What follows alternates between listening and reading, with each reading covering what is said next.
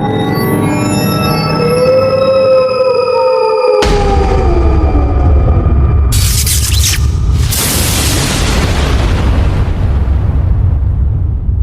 पुराना गांव कुसुमपुर। चारों तरफ खेत, टूटी कच्ची सड़कें और रात होते ही ऐसा सन्नाटा कि जैसे हर चीज किसी डरावनी शक्ति के अधीन हो। यहां गांव में कुछ दिनों से रात में लोग एक एक करके गायब हो रहे हैं और इन्हें कौन गायब कर रहा है ये कोई नहीं जानता। इस वजह से यहां के लोग रात में बाहर निकलने से डर रहे हैं। वीरेंद्र शहर में रह रहा था। उसके पिता की हाल ही में मौत हुई थी और अब उसे अपने पुश्तैनी घर और जमीन के कागज पूरे करने के लिए कुसुमपुर लौटना पड़ रहा था। शाम का समय था। आकाश में हल्की धुंध थी और सड़कें लगभग अंधेरी। वीरेंद्र ऑटो में बैठा गांव की ओर बढ़ रहा था। ऑटो वाला चुपचाप ड्राइव कर रहा था। वीरेंद्र ने मजाक में कहा, भाई रात में तो काफी सुनसान रहता है यहाँ। ऑटो वाला बस एक ही बात बोल पाया, साहब कोशिश करना रात को बाहर मत जाना। रास्ता लंबा और धूंध से भरा था। वीरेंद्र ने बाहर झांक कर देखा तो उसे सड़क किनारे खड़े पेड़ और खेतों के बीच से गुजरती अजीब सी परछाइयां दिखाई दी। हल्की हवा से पेड़ों की शाखाएं जैसे फुसफुसा रही हों। वीरेंद्र ने खुद से कहा, बस शहर में रहकर ही अच्छा था। ऑटो धीरे धीरे गांव के मुख्य चौक पर पहुंचा। वहां का दृश्य वीरेंद्र को हैरान कर गया। पूरे गांव में सन्नाटा था। कोई दुकानदार नहीं, कोई आदमी नहीं। चौपाल खाली थी। कुत्ते भी अपनी जगहों पर भौंक रहे थे। वीरेंद्र ने ऑटो वाले से कहा, भैया आप जाओ। ऑटो वाला सिर हिलाकर चुपचाप वहां से चला गया। वीरेंद्र अपने पुराने घर की ओर बढ़ा। पुराने रास्ते, टूटी सीढ़ियां और जर्जर दीवारें उसे बचपन की याद दिला रही थीं। घर का दरवाजा अजीब तरह से बंद था। वहीं उसे अपनी बचपन की दोस्त मंजरी दिखाई दी। मंजरी अब अकेली रह रही थी। उसका चेहरा थका हुआ और डरावना लग रहा था। मंजरी ने धीरे से कहा, और वीरेंद्र इतने साल बाद कैसे हो? क्या हालचाल है? और यहां आना कैसे हुआ? हाँ मंजरी, मैं ठीक हूं। मैं बस अपनी पुश्तैनी जमीन का कुछ काम पूरा करने आया था। लेकिन यह बताओ, ये गांव में इतना सन्नाटा क्यों है? वीरेंद्र, हर रात यहां कोई ना कोई आदमी गायब हो जाता है। कोई आवाज नहीं, कोई निशान नहीं। बस सुबह जमीन पर एक काला निशान मिलता है, जैसे किसी ने उन्हें जला दिया हो। वीरेंद्र ने हंसकर कहा, मंजरी, ये सब मनगढ़ंत बातें हैं। गांव वाले डरावनी कहानियां बनाते हैं। अगर तुम इसे हल्के में लोगे तो शायद बाद में पछताओगे। रात में बहुत अजीब चीजें होती हैं। आवाजें, परछाइयां और कभी-कभी नाम पुकारने वाली आवाजें। वीरेंद्र ने उसे शांत करने की कोशिश की, लेकिन उसके मन में डर बैठ गया।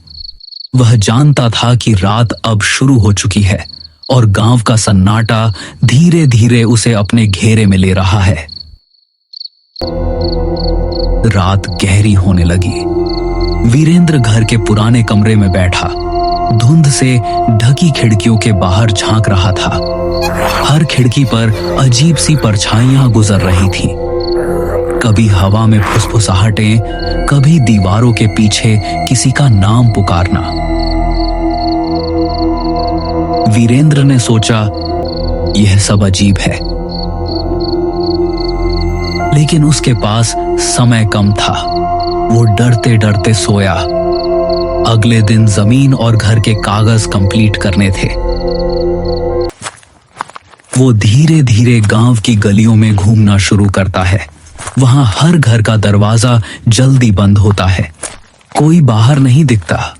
चौपाल बिल्कुल खाली।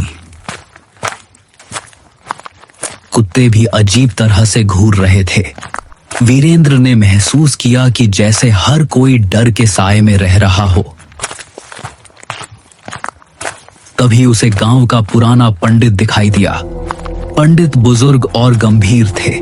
उनका चेहरा समय की मार झेल चुका था। पंडित ने वीरेंद्र को देखते ही गंभीर स्वर में कहा, वीरेंद्र, तुम यहां क्या करने आए हो? पिताजी के जमीन के कागज पूरे करने। लेकिन ये सब अजीब क्यों है?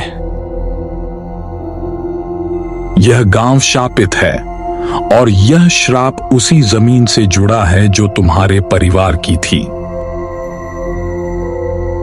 वीरेंद्र हैरान रह गया। उसने पूछा, कैसा श्राप? तुम्हारे दादा ने इस जमीन पर एक मंदिर गिरवाया था।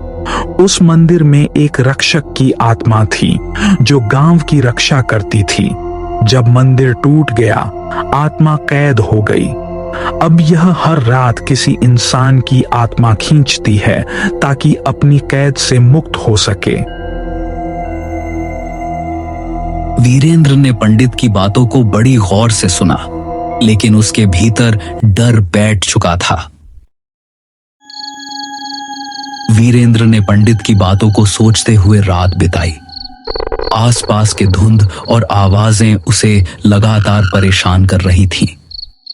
दीवारों के पीछे फुसफुसाहटें, हवाओं में नाम पुकारने की आवाजें और खिड़कियों से गुजरती काले साए उसे मानसिक रूप से कमजोर कर रहे थे। अगले दिन वीरेंद्र ने तय किया कि वह उस जगह जाएगा जहां मंदिर था।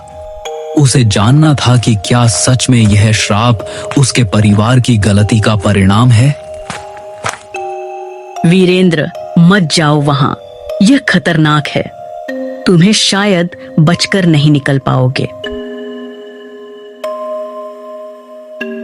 मुझे सच्चाई जाननी है। अब डर कोई काम नहीं आएगा। रात का समय था। पूरा गांव वीरेंद्र को रोकने की कोशिश कर रहा था, लेकिन वीरेंद्र ने हिम्मत दिखाते हुए आगे बढ़ना तय किया। वीरेंद्र उस जगह पहुंचा। चारों तरफ जली हुई मिट्टी, टूटी दीवारें और बीच में एक पुराना बुझा हुआ दिया पड़ा था। वीरेंद्र ने धीरे से दिया जलाया। जैसे ही लौ उठी, जमीन हिलने लगी। हवा में सिसकारियां गूंजने लगी। वीरेंद्र का मन डर से कांप रहा था। तभी मंजरी वहां पहुंचती है, लेकिन उसका चेहरा बदल चुका था। उसकी आंखों में अब शैतानी शक्ति दिख रही थी। मंजरी इंसान नहीं थी। वो वही राक्षस की आत्मा थी जो मंदिर टूटने पर कैद हो गई थी। सालों से मंजरी गांव के लोगों को मार रही थी ताकि उन्हें अपने अंदर खींचकर श्राप से मुक्त हो सके। लेकिन अब वीरेंद्र के लौटने से उसकी कैद पूरी तरह टूटने वाली थी। मैं अब तुम्हें नहीं छोड़ूंगी। तुम्हें निगलने के बाद मैं इस श्राप से मुक्त हो जाऊंगी। नहीं, मुझे छोड़ दो। लेकिन आसपास धुआं फैल जाता है। धीरे धीरे वीरेंद्र गायब हो जाता है। गांव में अब केवल सन्नाटा और हवा में हल्की सिसकारियां रह जाती हैं। सुबह गांव में अफवाह फैलती है। वीरेंद्र भी उस राक्षस के चंगुल में फंस गया। गांव के लोग अब और अधिक डर के साए में जीने लगते हैं। कुसुमपुर की धुंध अब और घनी हो जाती है। सड़कें, पेड़, खेत और पुराना घर, सब कुछ जैसे वीरेंद्र की कमी को महसूस कर रहा हो। मंजरी अब पूरी तरह शक्ति में गांव में घूमती है। हर रात वह नए शिकार ढूंढती है और कोई नहीं जानता कि अगली रात किसका साया दीवारों पर रह जाएगा।